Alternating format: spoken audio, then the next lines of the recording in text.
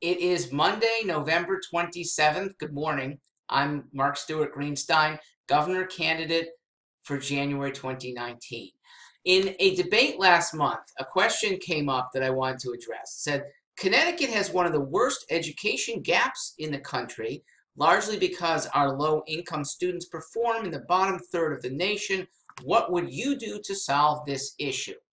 Well, I'm not as concerned about gaps as much as I am overall performance. And if the lowest is gapped, but the lowest is not so bad, I'm less concerned. Our lowest is bad. We could do so much better instantaneously. And I'm going to tell you two words how. School choice. It ends so much inequity in an incredibly short time. Why so short? Because it lets capitalism take over. Why do we get devices every Thanksgiving and then twice a year in between, upgrades that people crave? Because the free market allows our phones, our computers, our laptops to be improved. Even car technology has significant improvements in the middle of every single year, year after year after year. Why doesn't education seem to improve? Because it's stymied by a government monopoly in the public schools. Private schools do have better and better education. They're not as stymied. I, as governor, would instantaneously, now I need some legislative approval for most things, but you will see me on the floor of the Capitol on the first day it meets. It actually meets a few days before inauguration, January 9th. So you'll see me pushing for choice in schools to take effect immediately. That means new schools coming state and setting up by August. January to August is a relatively short time. You will see a noticeably better Connecticut in the education system that we have. Why does choice do so much for so many kids? It puts the power not in the control of bureaucrats or even school boards. It puts the power with parents. Parents have the choice to go across a district line. Parents have a choice to go to a different school within a district. Parents have a choice to even form a school that doesn't even exist with state voucher money.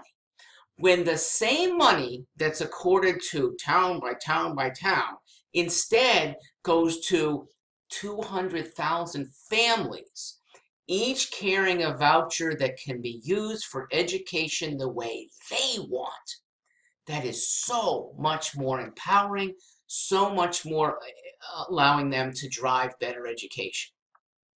Let me tell you where there's a worse gap in education. New York City. The distinction there within the public school, don't even count the private, it's stark. And the difference is that some kids get into magnet schools or charters that have more of a freewheeling, more of a private school administration. Success Academy in New York has pretty much the same kids who got in by lottery as public school around the corner. Why did they succeed so much better? Same kids. They end up with better procedures and better motivations. A lottery should not be the method of entrance. A lottery gives a select few winners an extra big chance in life. Everyone can have that when everyone has those vouchers to use as they see fit.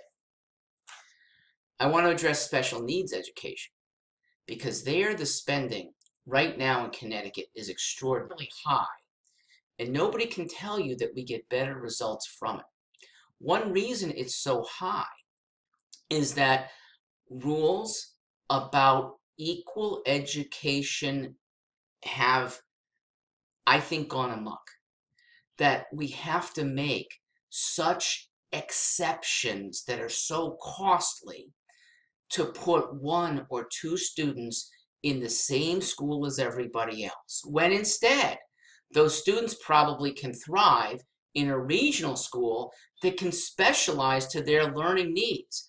I think we should fund those students more highly. That's a legislative decision, but I would be in favor of funding special needs kids 2 to 5 times higher.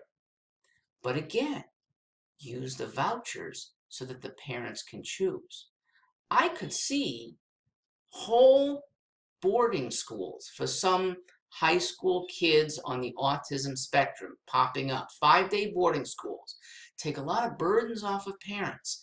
Have the kids really build themselves in life, build their educations, and at the same time, not slow down the kids in regular schools with extra accommodations that burden everybody else. It is not fair to have so many resources concentrated on just a couple kids when they could have them in a group, same number of resources, and free everybody else to learn at the rate that is best for them.